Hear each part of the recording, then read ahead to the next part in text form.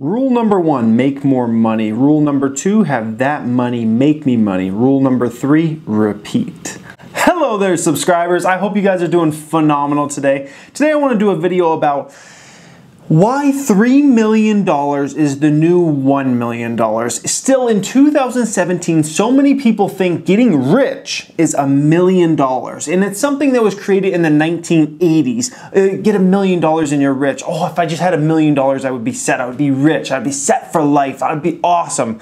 People still think $1 million is rich, and it's like, no, it is not. The bare minimum I consider someone rich is $3 million. $3 million is now the $1 million. What $1 million meant in the 1980s is now $3 million. And we need to change our mindsets about this, guys. And we're going to look at some things, and I think these things we're going to look at will really open up your mind. You'll realize $1 million, heck no, you're not rich. You need to have at least $3 million to be really considered rich, at least in the United States of America. If you live, in some other country, maybe it's different, but I know in the UK, it's pretty much the same thing. If you live in Canada, most parts of Canada, it's still the same exact thing, guys. So let's look at this here. So $1 million, what can $1 million get you in New York? Well, in Harlem, you can get, with $1 million, you can get a 995 square foot, 2-bedroom, 2-bath, I guess you call that a home?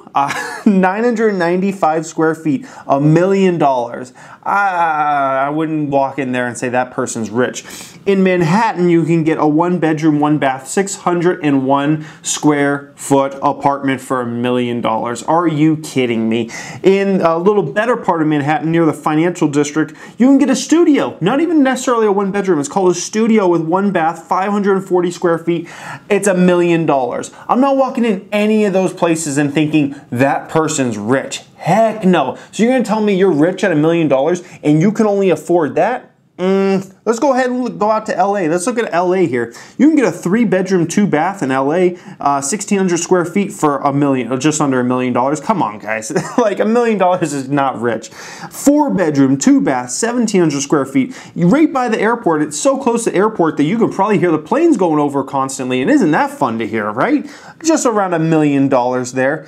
Okay, so let's say, well, Jeremy, that's Manhattan or that's New York, and that's LA. Those are really expensive places. So let's come out to my city. I live in Las Vegas. That's one of the cheaper places to live out there. So look at what $1 million gets you in Henderson, which is a suburb of Las Vegas for you guys that don't know. You can get $1 million house, absolutely, 6-bedroom, 5-bath, 4,600 square feet. Most people that walk in there, 99% of people would think that person's rich that lives in that house.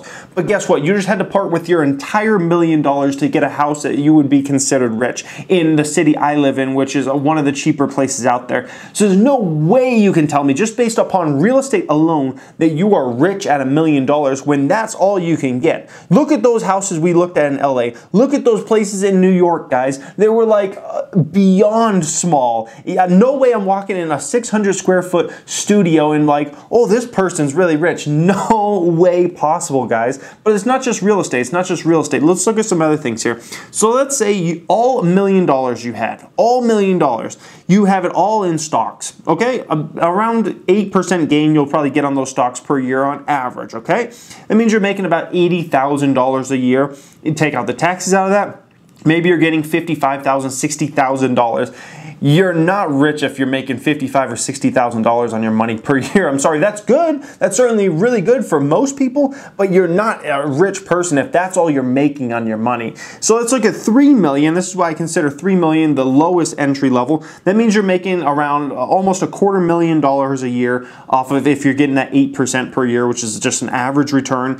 And so basically after taxes and whatnot, maybe you're clearing about $150,000. So that's a little better. That's at least a little bit closer than making $55,000 per year off of stocks, guys. So that's another reason there, all based upon your stock market gains. So get some other things here. So college tuition, the average annual increase in college tuition from 1980 to 2014 grew by nearly 260%. Holy smokes. In 1980, the average cost of tuition, room and board, fees for a 4-year post-secondary institution was around $9,400. Now that number is actually, well, when this was taken here, this was $23,872, but this was a few years old, so now it's over $25,000. So if, let's say you just got 2 kids, right? You just have 2 kids, you just want to pay for them to go to an average school and just get a 4-year degree, a bachelor's degree, a BS degree, okay? You're going to have to part with 5% of your net wealth just to send 2 kids to an average college. And that's nowadays, and that price is probably going to go up and up and up and up and up over time, right? 5% of your net worth is going to just send your kids to a 4-year college. Come on, guys. This is another reason why $1 million, you just cannot consider someone rich at $1 million. Look at the price of bacon. You know how much I love bacon. I'm sure you guys love bacon as well. In the 80s, you get a pound of bacon for under $2. Go to your local grocery store and see what bacon is. If you're lucky, you can get on sale for like $4 a pound. Usually, the general prices on the bacon for a pound is around $7, $8, guys.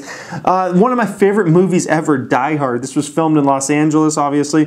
This movie came out in 1988. Gas price on the screen there, 74 cents a gallon, guys, in the Die Hard movie in Los Angeles.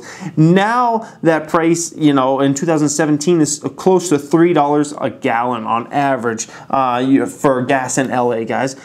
Everything has gone up drastically since the 1980s, so why are we still using $1 million as the number? Let's look at some more if you're not convinced already. The cost of a car. So let's look at 1986. So this is goes all the way up to 2016, so we'll look at 1986. 1986, it cost you around $12,000 for an average car. Now we're well over $25,000 for an average car, basically meaning it's gone up over double the price. So, based upon everything you look at, you know, a rich person you consider having a really nice house, like nicer than 99% of people out there, right? You consider them having some really nice cars, at least 2 really nice cars, right?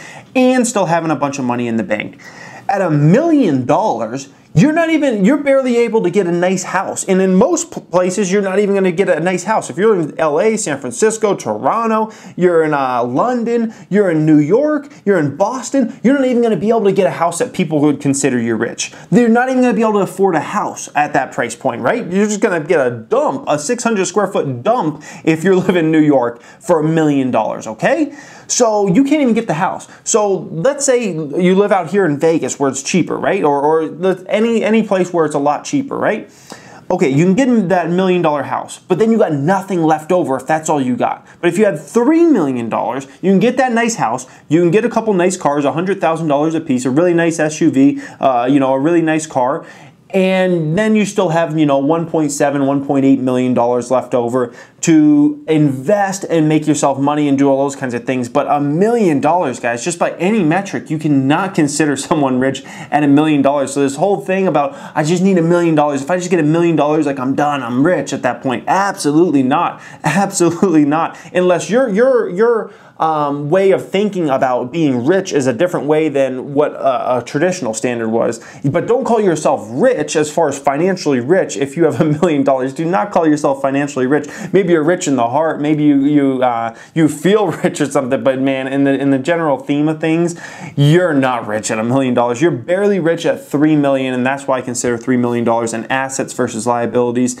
as rich now versus, you know, $1 million, which is still the standard out there, guys. So I hope you enjoyed this video today. I hope it really opened up your guys' minds on this whole, you know, $1 million and I made it type thing. Absolutely not. It's 3 million plus. Thank you for watching, guys, and have a great day.